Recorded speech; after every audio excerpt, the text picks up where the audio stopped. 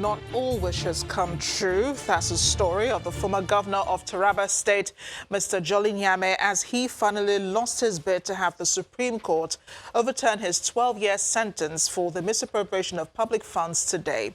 The Apex Court rejected Mr. Nyame's wishes by affirming the judgment of the Court of Appeal, which committed him to prison.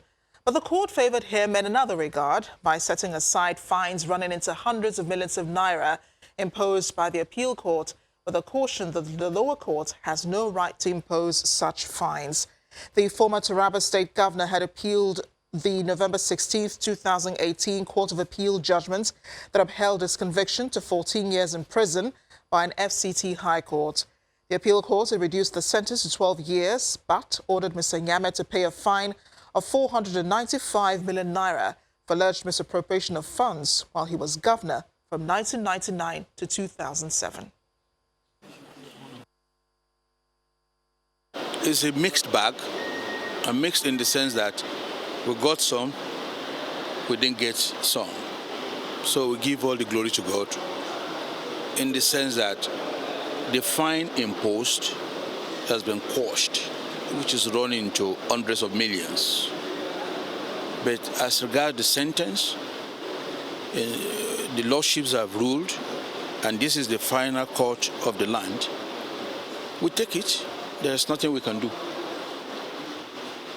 The crux of the decision is that the conviction of the appellant was affirmed by the Supreme Court, even though the court, the Supreme Court, which is the Apex Court, has found that the appellant ought not to have been handed a fine by the Court of Appeal. But the sentence, the highest of which was 12 years by the Court of Appeal, were affirmed. The remaining sentences were all affirmed. And that's the most important thing. I believe that that is enough to serve as deterrent to all other people who probably may want to also think of committing similar offenses, to know that there will always be consequences. It is, however, not only the Taraba State governor that was unlucky at the Supreme Court today. The highest court in the land also dismissed an appeal by the family of the late military head of state, General Sani Abacha, seeking an order to unfreeze some of the bank accounts operated when he was alive and the ones belonging to other members of his family.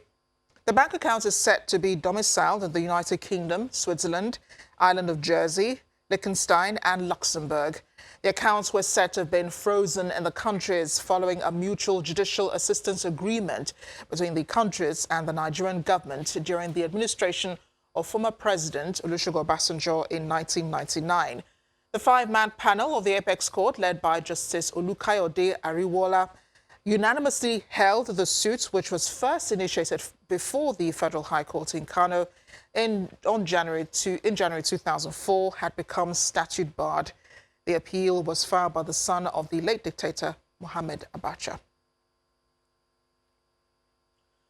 Staying with corruption-related stories, the chairman of the Presidential Advisory Committee Against Corruption, Professor Ishe Sage, is weighing in on claims that the president's war on corruption is targeted at those opposed to the government. He describes the claims as untrue and diversionary. Professor Shaggy again criticized the research method adopted by Transparency International in its recently released 2019 Corruption Perception Index, which ranked Nigeria 146 out of 180 countries. It calls for more objectivity from the group if they want to be taken seriously.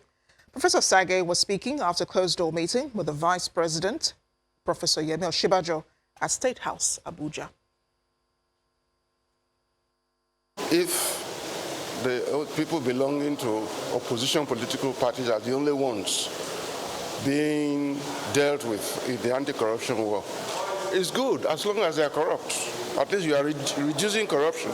Maybe when another government comes, they will now come after the people who are being protected. That's the first thing. But if you look at the facts of the case, it's totally neutral. The three governors who are in prison now are all members of the APC. And so are many important people under investigation at every level, Senate, House of Reps. Okay, right now, the ICPC is on this issue of constituency projects. It's investigating all those who have received, who have got grants under this project. So it's not limited to a particular party. So that statement is false. It is a statement by which the opposition tries to justify its corrupt tendency, because they were extremely corrupt and therefore misleading the public. So it's not true. Everybody who is perceived as being corrupt is being investigated and will undergo the process. But quite clearly, the vast majority must belong to the opposition party, because not only are they extremely corrupt by nature, they also had access to our resources for a long time, which they treated with total, not just contempt, but treated as if it was their personal asset rather than a national asset. Let's take a look at recent and past convictions, especially those on politically exposed persons. Our correspondent Shewa Kimaloye highlights some notable corruption cases, especially those of some former governors in Nigeria. From grace to grass, some may call it, rising to perhaps the very top politically and ending up behind bars for bad behaviors or breach of trust in the handling of public funds.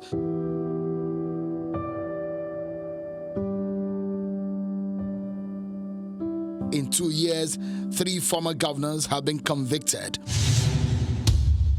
2018, Joshua Dariye was governor of Plateau State between 1999 and 2004, a senator, but was sentenced to 10 years over charges of criminal breach of trust and misappropriation of funds.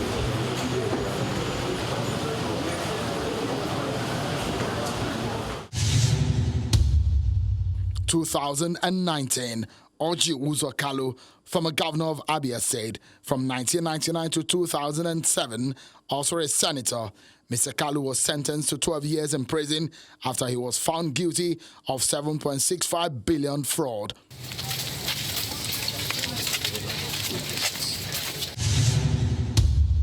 And the latest, Jolly Nyame. He was also a former governor of Taraba State from 1999 to 2007.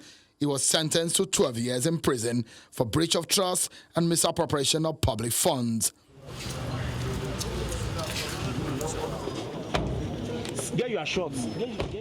These trio are not the only former governors who have one time or the other been convicted over how they ran the affairs of the state when they were governors. In fact, in recent times, there are now up to 6 of them. 3 others are James Ibori of Delta State, Tipre Alamasega of Bayelsa State, and Lucky Grenadian of Edo State. He was perhaps the very first Nigerian ex-governor after Nigeria returned to democracy in 1999 to be convicted of looting public funds.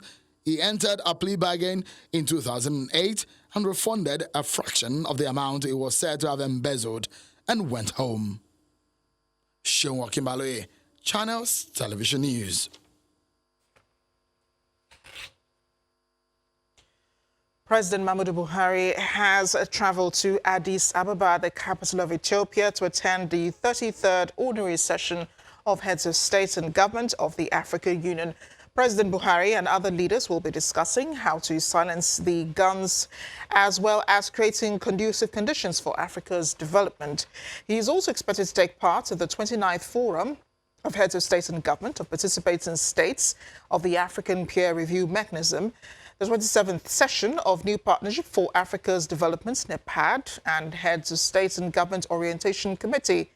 At the end of the AU summit on February 10th, President Buhari is scheduled to begin a state visit to Ethiopia on the 11th, at the invitation of the Ethiopian Prime Minister Abiy Ahmed, before returning to the country on February 12th.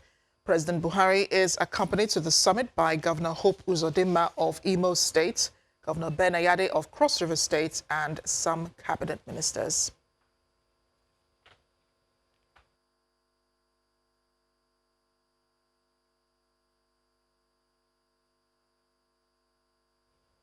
And before the president left for Addis Ababa, he assured Nigerians that notwithstanding the separation of powers between the federal and state governments, he has enough grounds in the constitution to ensure that the security of Nigerians is not compromised. The president made the comment when he received the Kano state governor and newly elected lawmakers in the State House of Assembly at the villa. In his remarks on the dispute between the Emir of Kano, Muhammadu Sanusi II, and the Kano state governor, Abdullahi Ganduje, the president said he knows his role, and by the constitution of the country, the governor of Kano State has his own rules, and that once a matter is in the hands of the State House of Assembly, like in Kano, the president has no constitutional right to interfere. On his part, Governor Abdullahi Ganduje declared his state as the most peaceful in the country, attributing the peace enjoyed in the state to the introduction of technology and its security architecture, the cooperation of stakeholders, and support of his government.